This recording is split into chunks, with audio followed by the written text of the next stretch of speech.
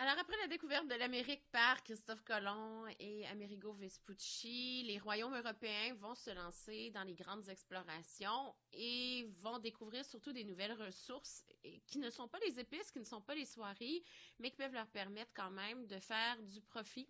Alors, on s'en va lentement vers l'idée de passer d'une économie de survie, de subsistance, vers une économie, en fait, où on produit des objets à partir de matières premières et on essaie de les revendre un petit peu partout le plus possible.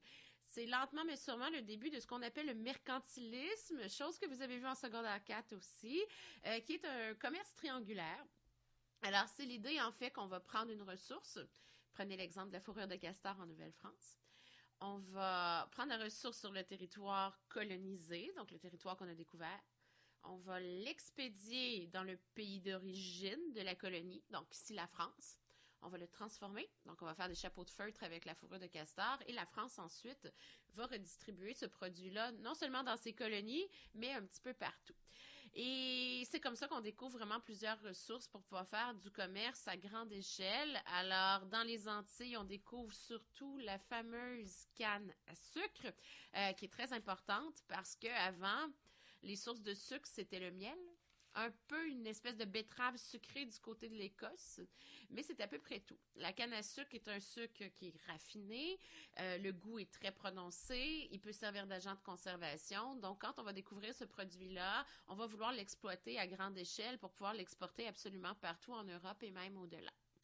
Alors, on va aussi découvrir d'autres produits. Alors, les Espagnols vont atteindre l'Amérique du Sud, territoire du Mexique, Guatemala, tout en fait ce qui s'appelle le secteur du Brésil aussi, ça ce sont les Portugais, mais on va rencontrer en fait d'anciennes civilisations aussi au Pérou, donc pensez aux Incas, aux Mayas, aux Aztèques, qui sont des civilisations qu'on dit précolombiennes, alors qui habitaient l'Amérique du Sud, l'Amérique centrale avant l'arrivée des Européens, et qui exploitaient entre autres certaines richesses dont l'or. Alors, l'Amérique du Sud était très riche en or, et quand les Espagnols vont réaliser ça, ça y est, c'est la conquête de l'Amérique du Sud, et l'Espagne va devenir probablement le royaume colonial le plus riche, le plus puissant. Et les autres royaumes européens vont vouloir entrer en compétition, trouver eux aussi des territoires qui puissent leur permettre d'avoir des richesses comme l'or ou le diamant. C'est comme ça que la France va se dire, ben, s'il y a de l'or qui pousse au sud, nous, on va aller au nord. On va aller vers l'Amérique du Nord. Parce que si l'or pousse là où il fait chaud, ben là où il fait froid, il y a sûrement du diamant.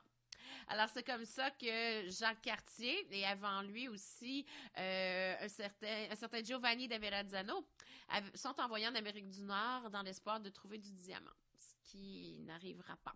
Mais Jacques Cartier était convaincu que la falaise de ce qui est aujourd'hui le Cap Diamant n'était pas de la pyrite de fer, mais bien du diamant, et c'est ce qu'il a exporté en grande quantité à la France pour qu'on réalise finalement que c'était du stock. Alors, déception pour la France, mais grand bonheur pour les Espagnols qui, pour s'approprier l'or des sociétés précolombiennes, n'hésiteront pas à les exterminer par la guerre, mais aussi par la maladie en leur donnant des couvertures infestées de maladies comme la variole et tout ça. Alors ça, c'est un problème.